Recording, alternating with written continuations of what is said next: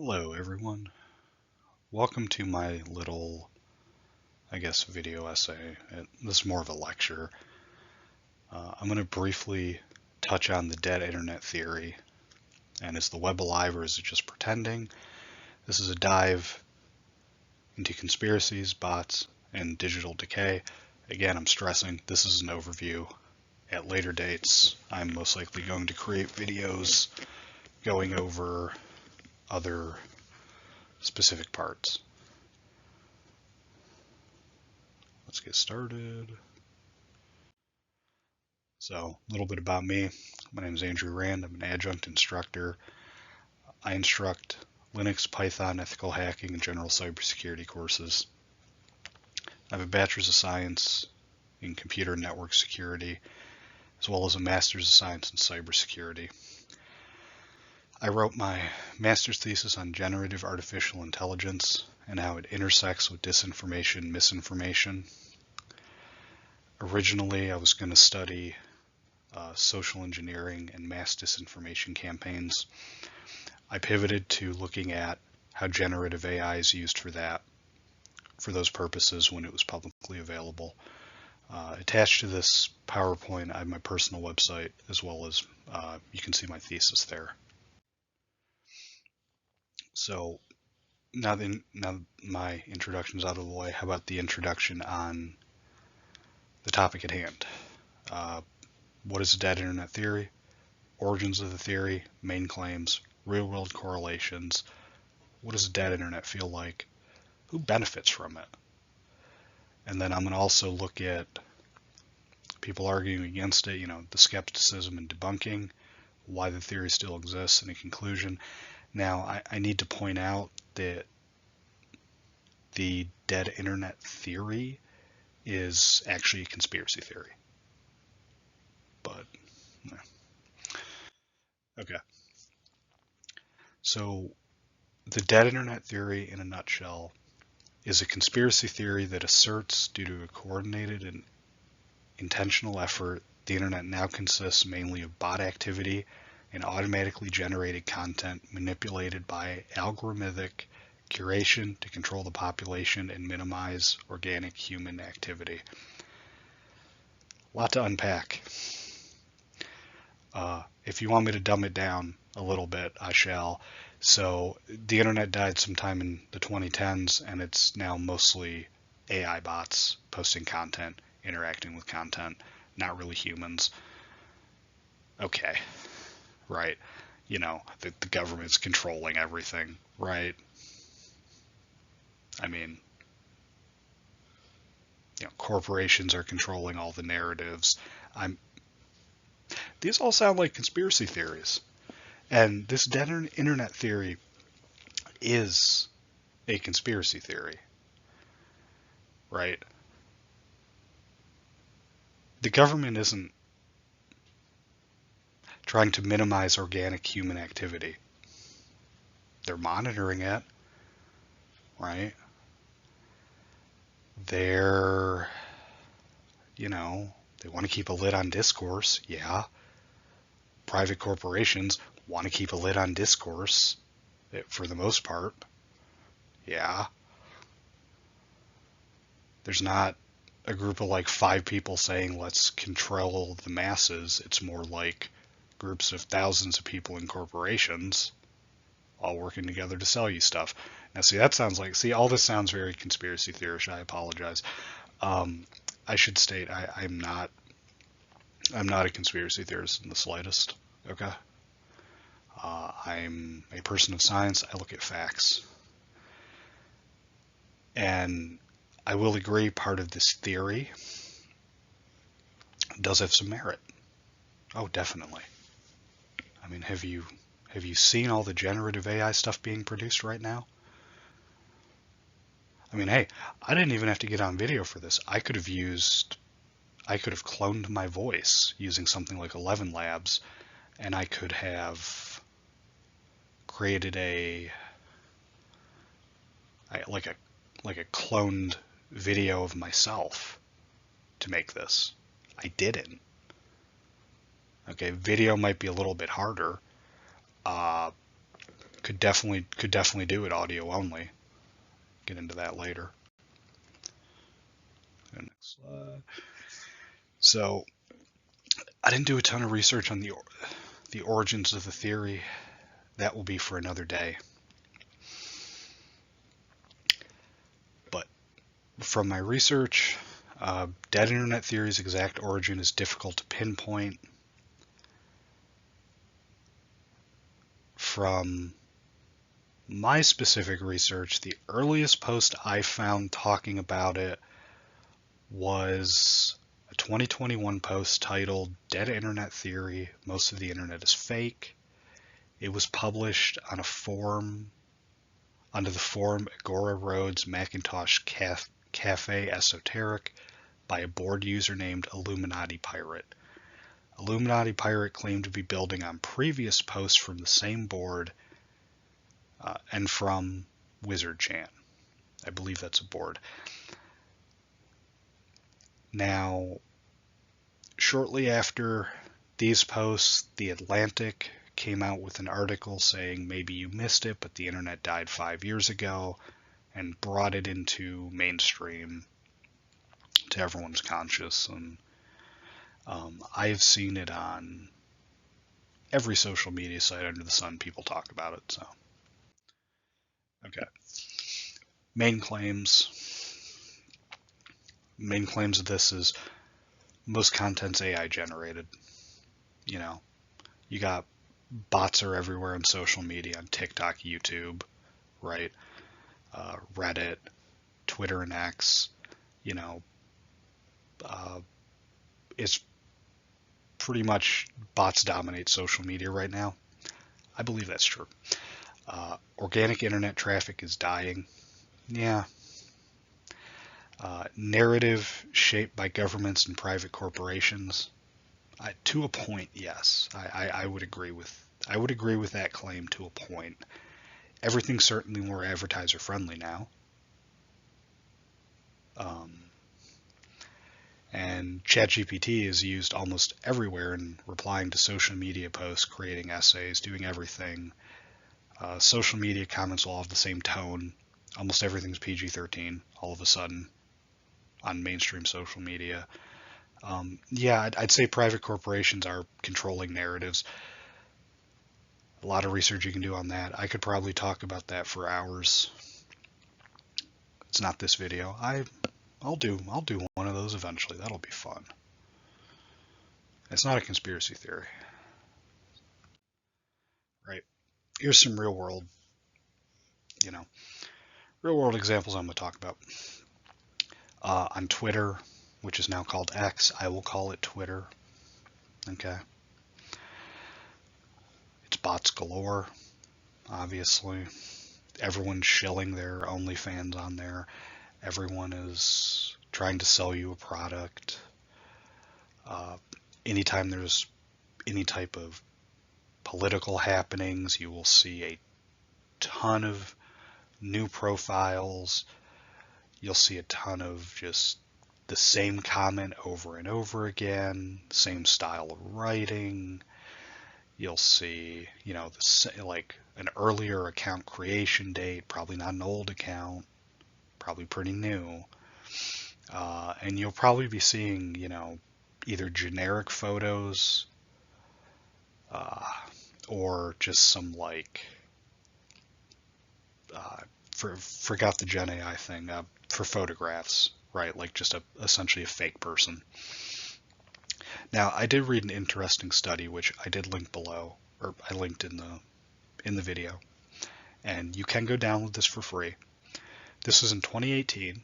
A study analyzed 14 million tweets over a 10-month period from 2016 to 2017. It found bots on social media were significantly involved in disseminating articles from unreliable sources. Accounts with high numbers of followers were legitimizing misinformation, disinformation, and leading real users to believe, engage, and reshare bot-posted content. Now, in 2017, we did not have the wide availability of generative AI. I should point that out. And there was still a massive bot problem. I'd argue now it's like tenfold. but we will see. Now, here's an example that I found that I'm going to play the video. And this is an AI marketing agent. It's called Astral. Check this out. Hey, I'm Savannah, and I'm excited to introduce Astral. It's an AI marketer that interacts with the computer just like a human would. Let me show you an example of Astral in action. So right now, you're looking at a flow designed to get you users for your startup using Reddit. So I'll run it so you can watch Astral do its thing. First, Astral opens up a browser instance and navigates to reddit.com. Next, it's going to log us in. Astral draws boxes around relevant clickable elements to understand the page. It takes screenshots, analyzes them, and it decides what to do next based on our goal. Watch how Astral finds the right places to click. It's honestly really fascinating to see how it navigates the site just like a human would. Now Astral's heading to r/product management, where it's going to look for recent posts about user research. Okay, it's found a relevant post. Now Astral will write a reply that promotes the product without sounding too salesy. It even mentions that we're working on it to keep things transparent. And it's posted. Just like that, we've got a genuine interaction that could lead to a new user. Soon, Astral will be able to automate marketing for you with other platforms too, like TikTok, X, and Instagram. For startup founders, it'll be like having a marketer working 24/7 to get users for your startup. We're in closed beta right now, but you can join the waitlist at astral.now for early access. Thanks. Okay. So that's absolutely friggin' terrifying, by the way.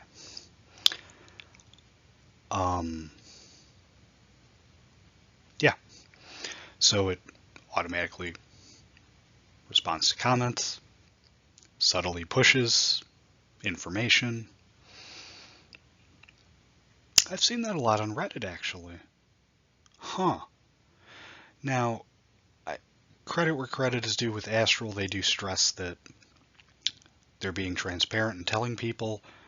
I do question what guardrails, what type of ethics they have when,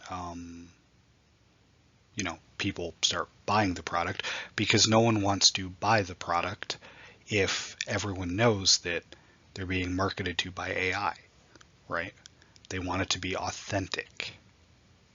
They want it to think that it's a person typing that, giving a recommendation or doing that sort of thing. And it was too long to show here, but I was watching now. This is slightly older. I found this on Twitter and was researching it a bit. And there's a slightly newer YouTube video I found. Nothing to do with Astral. It's people making AI agents using something known as vibe coding, which is just them throwing ideas into ChatGPT. And I saw, and this person will remain nameless because I don't want them to get any hate, right? But I saw this person who created an AI agent to automatically respond to Reddit comments. And he would set this up, he would tag the boards that he wants this agent to search, and then he would look for certain keywords, and then he would do like an initial prompt. It's like, speak like a well-intentioned user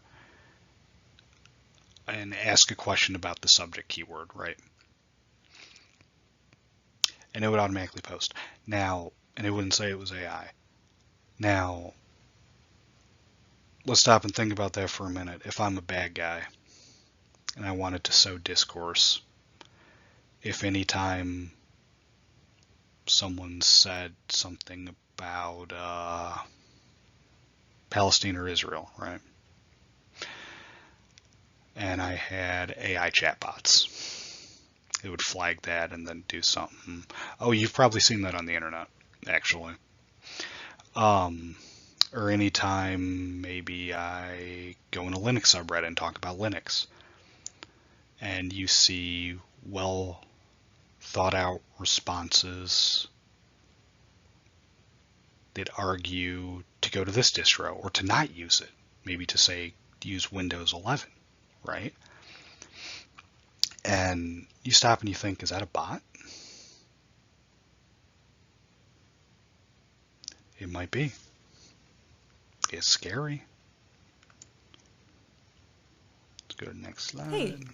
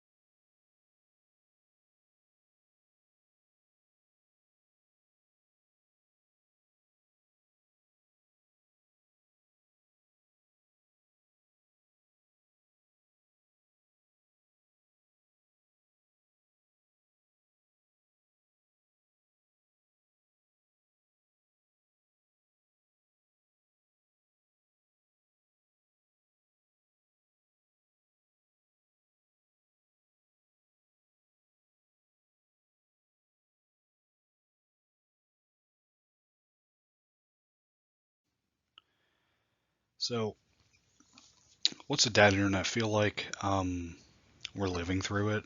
You should be able to tell me that. I grew up before the internet. Not before the internet. I grew up before Reddit was mainstream. I had AIM, I had Dig, Stumble Upon, I had MySpace. I had a lot of stuff. Right now, everything's consolidated. You know, in Reddit, like you'll see again, a bunch of stale Reddit threads. You'll see people pushing you products, random bots pushing you OnlyFans in certain subreddits. You'll see our passive income talk about creating books and AI generated slop all the time. You'll have just everyone trying to sell you stuff. Not all of it's bots. I give recommendations all the time too. But I don't know. Everything feels inauthentic nowadays. That's on Reddit. On YouTube, you'll have clickbait thumbnails. I mean, that's been a given for YouTube. Like, you want the algorithm to pick you up, okay? You have comments that feel off and comments that are subtly advertisements. So I get those, right? I do some video gaming on the same channel you're on right now to view this. And yeah, I delete a ton of spam comments, okay? And it's people pushing probably some stupid cryptocurrency, right? Or trying to sell me something. Or just a comment that feels totally out of pocket, totally out of place. Okay? It's that we're living through the dead internet theory right now. And there's a real good book that talks about it that I'm not going to get into today because I could probably talk a few hours about it. But it's called Bowling Alone, and I'll get to that at the end. Got the ISBN linked, you can go get it. And it talks about how we have no sense of community, and I think that's right because, I don't know, I mean, the internet's a powerful tool. I can sit there and call up a professor in Ireland or in Scotland, right? Or call up a professor in Japan. I could video conference with them. I could remote in and give a guest lecture to their students, something we couldn't do 40 years ago, okay? And we're so connected right now, like everything, social media apps, phones, everyone's glued to their phones. I have that problem sometimes. Everyone's glued to their computers, right? We don't interact with people anymore. I don't know. A little rant. Apologies. All right, let's go to the next one. So who benefits from this dead internet theory? Alt tech platforms and influencers obviously benefit. I got some notes. Whoops. So they benefit from this, right? Um, skepticism about mainstream platforms like Google, YouTube, Twitter. These alt tech influencers want to grow alternative ecosystems, decentralized networks, privacy first tools, censorship resistant platforms, and they'll use the data internet theory to drive traffic and support. Now, that isn't necessarily a bad thing. I need to point that out. Excuse me for a minute. That isn't necessarily a bad thing, having options. Let me tell you why. Because we had options when I first started using the internet when I was younger. We didn't have just Reddit, right? We had a ton of options. There should always be multiple options here. Obviously, from this theory, they can benefit. And I mean, sometimes it's just grifters that want to sell you something, okay? Other times it's legitimate people doing very hard work to try to realize their dreams or to try to realize an alternative to something, okay? And I could care less about grifters trying to sell me their crappy decentralized platform. I do care quite a bit about people working on their passions, though, right?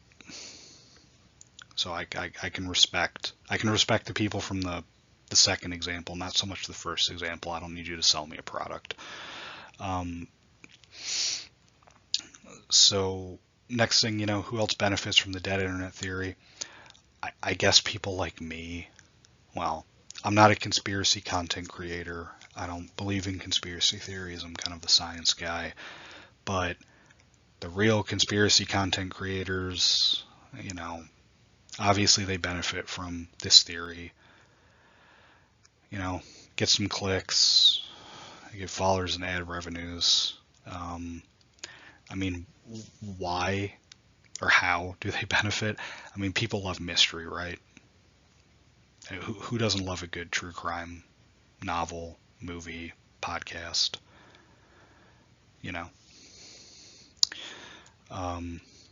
AI companies, ironically, benefit from the dead internet theory because if people believe everything is AI generated and it's like, well, genie's out of the bottle, cat's out of the bag, resistance to AI adoption might drop. It normalizes bots running websites, generating text or engaging users. It goes back to the whole, everyone's doing it, you should too. Now, apologize, lost my train of thought. I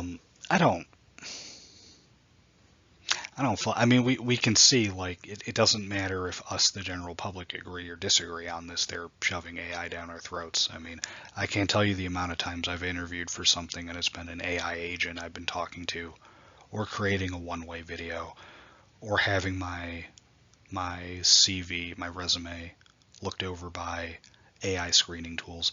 It's everywhere anyway. So they're not necessarily, I guess they are benefiting, but it's like, who cares, right? Who else benefits from this? State actors or propagandists? This should be self-explanatory, right? Why do they benefit from the dead internet theory? Well, distrust in the authenticity of information online weakens democratic discourse and can lead to more radicalization or disengagement. Oh, I don't care. I read it on the internet. It's all crap. Or, no, it's all AI generated slop. Or, oh, I read this big conspiracy theory. Oh, but it's on the internet. Some bots and some guy in his mom's basement probably cooked it up. I'm not going to believe that crap. Or maybe the government's making some of the propaganda too. They are. One of these days I'll have some videos on that. Obviously, marketers and engagement farms. See, Exhibit A was my video, right? Now, why do they benefit from this theory specifically? Well, if we all think and we all know, we're all used to bot-like engagement,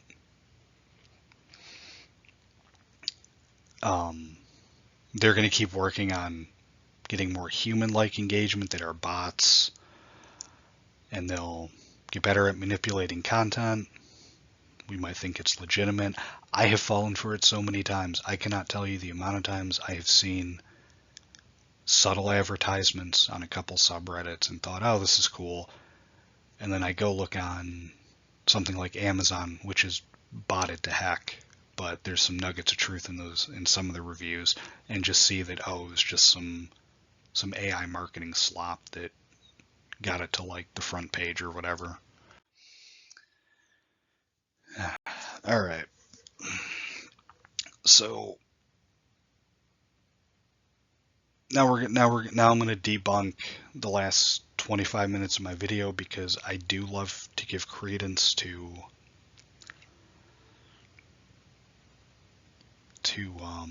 the other side. I think for stuff that is a theory still, okay, I do like to see what people saying, well, it's a conspiracy theory. Well, why do you think that? Brought up a lot of good points. That could be its own video, just some overviews. Obviously technology has advanced quite a bit. Massive decline in forums. Everything shifted to closed platforms. Instead of Ventrilo and TeamSpeak and AIM and ICQ and IRC, everyone uses Discord. Or if you're a weirdo, as propaganda tells you, if you care about your privacy, you use something like Signal or Telegram, and you get kind of shamed for caring about your privacy nowadays. Obviously, no more forums. Everyone just goes on Reddit now. I know Blue Sky exists. I don't know how well they're doing. I should really go on there more. I should support those platforms. Some more skepticism, obviously, rise of generative artificial intelligence, language learning models, large language learning models, whatever the heck you want to call them. It's a natural tech evolution, and obviously, you can say what you want about AI, about people using it. It's in my mind, it's kind of like the calculator nowadays, to a point. I mean, why would I spend 20 minutes trying to revise a paragraph when I could ask AI to do it, right? Now, at the same time, that's one example. I've never sat there and asked AI to write an email for me or to write a text, and I've never sat there and asked it to write a forum comment, or write like a Reddit comment for me, right? A lot of people apparently do that. I don't know. Some people, argue the internet isn't dead, it's just different now. I ask, is that a good thing? Is it different? Yeah. Everything's corporatized, right? And some other skepticism I've seen about the dead internet theory, which is an interesting thought. Everyone's stuck in survival mode right now, which I'm not gonna touch with a 10-foot pole, with the economy, politics, all that going on. I don't want to touch that, but like, people have less free time, less time for authentic connections, right? Working 50, 60, 70, 80 hours a week. Maybe not 80. Maybe 60, 70, right? And everyone's trying to make money now. have a side hustle, right? Everyone's trying to sell you stuff, right? Everyone apparently has an OnlyFans or sells feet pics, and I don't know, that's weird. Um, you know, or they try to do drop shipping, or they try to do all this other crap. Then they try to make like AI generated books and sell them on Amazon, or they make AI generated videos and sell them, right? But I don't know. That's not. I don't think that's really a skepticism or debunking this conspiracy theory. That's just the way the world is right now. It'd be nice if those people did not have to resort to those means to attempt to make or to attempt to make more money, right? And I'm kind of getting into the whole anti-capitalism thing. I'm not going to do, but okay. So why does this theory persist, or why the theory persists, right? Because normally when a conspiracy theory dies out, we just laugh and say, "Oh, that was a conspiracy." Like like the moon landing. Like, how those people are idiots. They believe that, or the Earth is flat, right? No one. I hope no one believes that. I know some people do, but it's not mainstream. Okay. Um. So why does this theory still exist, right? Why hasn't it died out? Well, because it appears to be coming true if you do the research and read into it. And I'd argue bots were one thing, right? 2016, 2017, 2018, 2019. Bots were one thing. Uh, Now we have generative AI and AI agents to do a lot of this stuff. And this AI content is rapidly causing the inshitification of the internet. Now that's a very specific term which I will go over eventually in another video, but I got a definition. Enshitification, it's a term coined by science fiction author Cory Doctorow, and it describes the gradual decline in quality of online platforms as companies prioritize profits over user experience.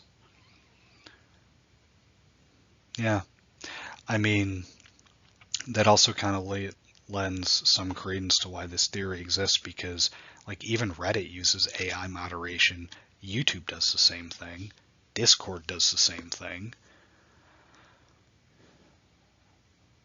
and you know, I know on Discord you sit there and make a joke saying like, I'm 12 and what is this? That's a very old internet meme, and your account will get banned for child safety. And it's like, wait, what? And then you reply and being like, wait a minute, what are you talking about? You know, use context, and they don't, and they're just like, no.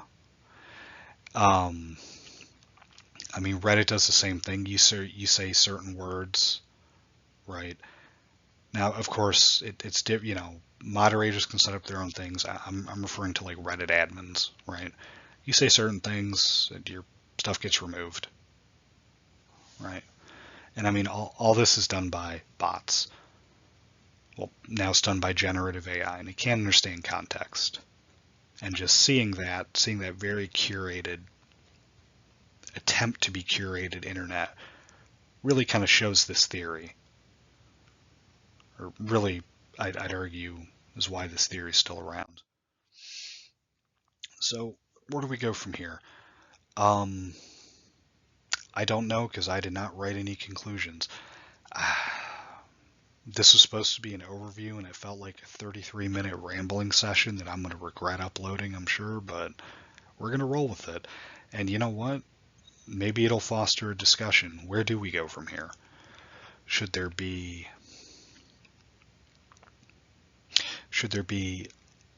legislative laws against this sort of thing? Should AI researchers be more ethical?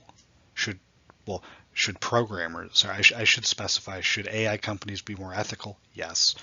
Should they be compelled to be more ethical by legal means?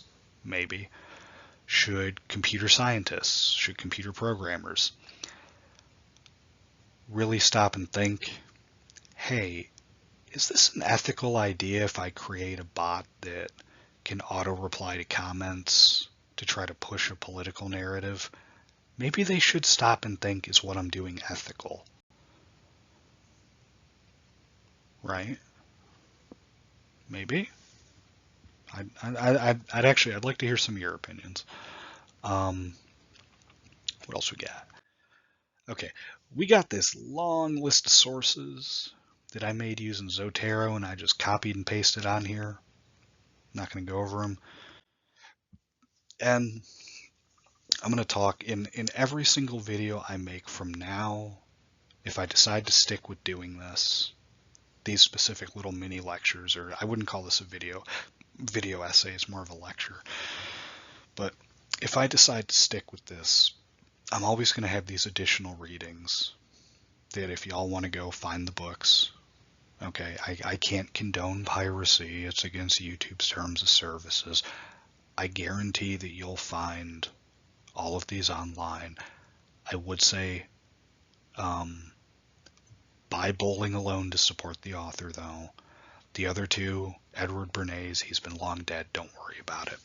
So there's 3 books I'd say look at. We have Propaganda and Crystalizing Public Opinion by Edward Bernays. Edward Bernays is a very interesting figure. He's arguably I'd say maybe the father or the grandfather of dark psychology. Then we have Bowling Alone by Robert D. Putnam. This is the one I say go buy to support him, please. This talks about the collapse and revival of the American community. I elaborated on it a little bit. It is a very good book. It is not a hard read, okay? I read it in my graduate course. You could easily read it, though. The intended audience is not just academics. I will probably make a video going over that book because it is very central to why I decided to study disinformation, misinformation. Okay. Anyway, this was my kind of scatterbrained stream of consciousness little lecture on the dead internet theory. When I create some more videos, I'm probably going to look at specific AI tools and how they're used to spread this disinformation, misinformation, right? So it's going to get a little bit, I'll try to break down all the technical stuff to make it easier to understand because I am hoping to appeal to a wider audience. And maybe I'll dive more in on each slide I did where I talked about each thing. Maybe I'll dive into each one, and this can just be like a not as refined overview, and then later on you get like refined points. We'll see. Anyway, I hope you enjoyed it. If you have any criticisms, let me know, respectfully, because I would like to improve on this. If you have any, suggestions, let me know. Maybe if you have topics, although I have a lot of topics in mind, but if you have anything kind of like, hey, you should go check out this tool, give your thoughts on it. Or if you have any book recommendations, let me know. And if you're an academic and if you have any journal recommendations, you can just link me the DOI and I'll take a look at it. All right. Anyway,